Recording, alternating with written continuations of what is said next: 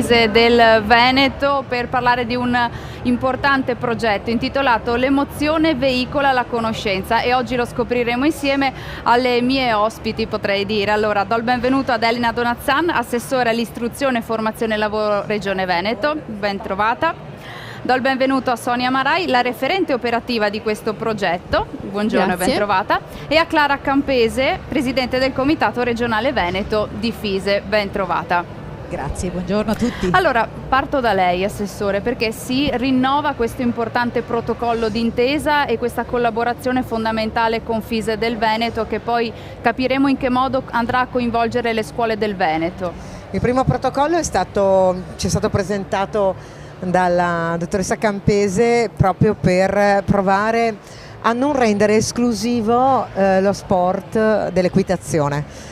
È una meraviglia, affascina, ma c'è bisogno anche di far capire alle famiglie e ai ragazzi che è qualcosa di accessibile, ed è questo il tema che abbiamo trattato, cioè proprio quello di renderlo vicino, e per renderlo vicino l'esperienza attraverso l'intervento nelle scuole è stata la cosa che ci ha qualificato, e quindi come Regione abbiamo molta attenzione al rapporto tra sport e scuola, tra conoscenza attraverso l'esperienza e il mondo della scuola, e questo protocollo in una sua prima stagione ha avuto un grande risultato, ma credo che verrà ben rappresentato e articolato, e quindi abbiamo deciso di proseguire, e non solo, proprio con Clara Campese, quindi con la FISE del Veneto, ci stiamo anche interrogando, ma se questa è una cosa buona, perché non farla anche in altre regioni? Allora, le buone pratiche che nella pubblica amministrazione sono ciò che ha funzionato, per cui le risorse sono state spese bene, proveremo a suggerirlo anche agli altri.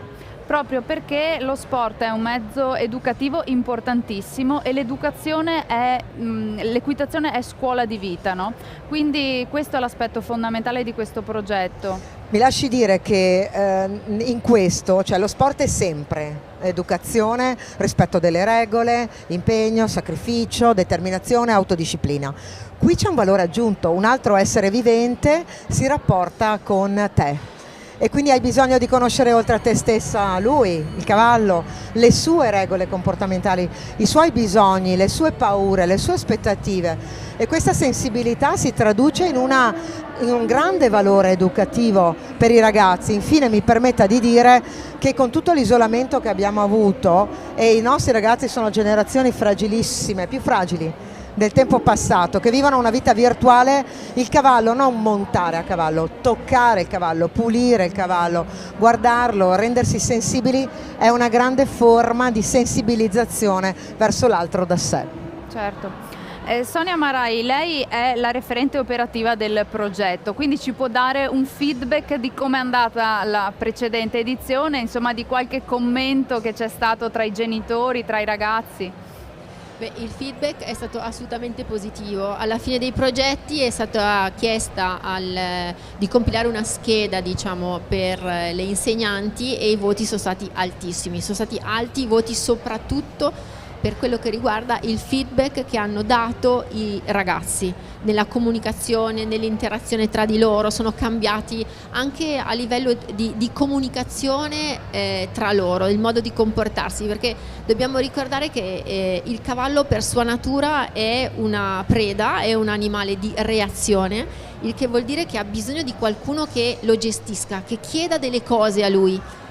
Ma per poter chiedere qualcosa a qualcun altro devo prima conoscere me stesso, come diceva giustamente l'assessore Donazzan, e imparare a gestire se stesso, sia da un punto di vista emotivo che motorio, poi, perché alla fine è comunque montare a cavallo, quindi è comunque uno sport, no? E il feedback è stato assolutamente positivo, anche perché le insegnanti ci riportano che poi tramite il cavallo sono riusciti ad agganciare alcuni argomenti legati al programma di lavoro, la storia, il cavallo nella storia, le scienze, l'alimentazione, quindi è stato un buon collaboratore pedagogico, a noi piace definirlo così, è il nostro collaboratore pedagogico. E allora come si sviluppa questa edizione del progetto? Quali sono le tappe fondamentali? Allora, prima di tutto ci sarà un incontro con tutti i direttori didattici e le insegnanti che aderiscono al progetto, che hanno intenzione di entrare in questo mondo, chiamiamolo così, perché effettivamente è un mondo. E dopodiché ci sarà un primo incontro con le classi, nelle quali verrà proposto il mondo del cavallo, come si muove a livello morfologico, a livello di comportamento, no? Perché è importante sapere quello che è il comportamento dell'animale per poter poi comportarsi di conseguenza. Questo è bellissimo. Proprio perché spesso ci troviamo di fronte a generazioni che fanno fatica a rispettare le regole, fanno fatica a gestire tra di loro le relazioni.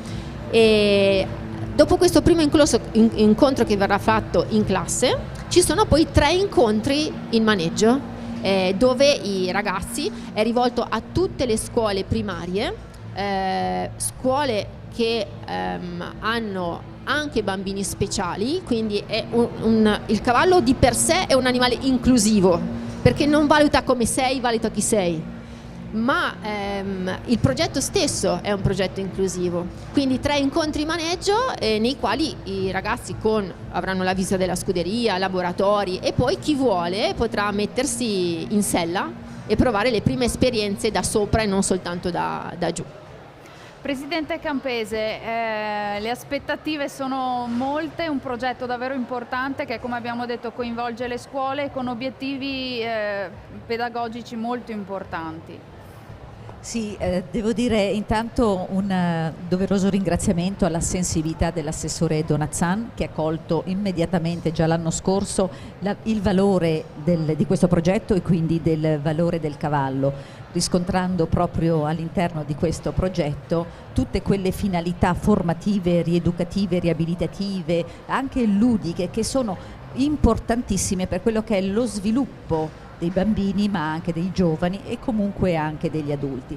A noi interessa molto, e con questo condividiamo con l'assessore, l'importanza di promuovere sempre di più l'utilizzo, passatemi il termine utilizzo nel senso ovviamente diciamo empatico, di rispetto del cavallo, perché il cavallo veramente è uno strumento, sempre tra virgolette, che è insostituibile, ha delle caratteristiche che non possono essere sostituite dalla tecnologia, anche la scoperta scientifica, da nulla. Dicevamo stamattina che, e come ha detto bene l'assessore, l'ha stigmatizzato in qualche parola, ma anche poi Sonia Marai che ha evidenziato la parte pratica, il cavallo ha proprio questa finalità di riportare l'essere umano dentro se stesso prima di tutto, cioè aiuta a conoscerci e quindi a comprendere anche quelle che sono delle difficoltà, le nostre paure, a prendere consapevolezza di queste e a trasformare queste situazioni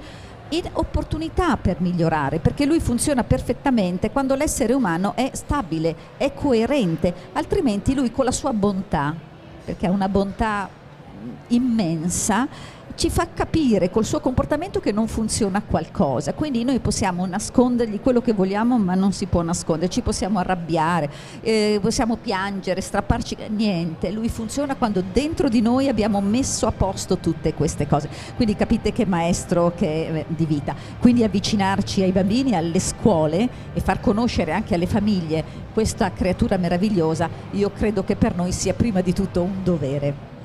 Assessore Donazan, una chiusura, insomma, la lascio a lei dopo aver ascoltato le parole di Clara Campese, che parla di questo animale davvero in maniera molto emozionante anche. La Clara Campese ha una conoscenza, direi ontologica del cavallo, il senso dell'essere, e ha ragione, quando tu non sei in equilibrio quella creatura lì reagisce, lo percepisce e ti dice guarda che non stai tanto bene, è meglio che tu ti metta in ordine, e ti aiuta anche a trasmettere e a sfogare. Mi piace anche pensare che questo paddock ideale si sia allargato, perché oggi qui Fise porta anche una scuola, la scuola di Legnago, il Miglietta, che ha dei percorsi che non sono direttamente connessi, ma si occupano di comunicazione, di come si trasferisce la comunicazione, di come si rende contemporanea. E allora un elemento iconico nella storia della filosofia, dell'arte, il cavallo, credo che Fiera Cavalli ne abbia voluto anche sottolineare questo aspetto, è assolutamente contemporaneo, e ringrazio anche la scuola che si è voluta cimentare, perché poi il linguaggio tra pari, cosa i ragazzi trasferiscono ad altri ragazzi, vale molto di più di tutto quello che possiamo dire noi. Grazie all'assessore Elena Donazzan, grazie a Sonia Marai e alla presidente Campese, grazie per averci parlato di questo progetto.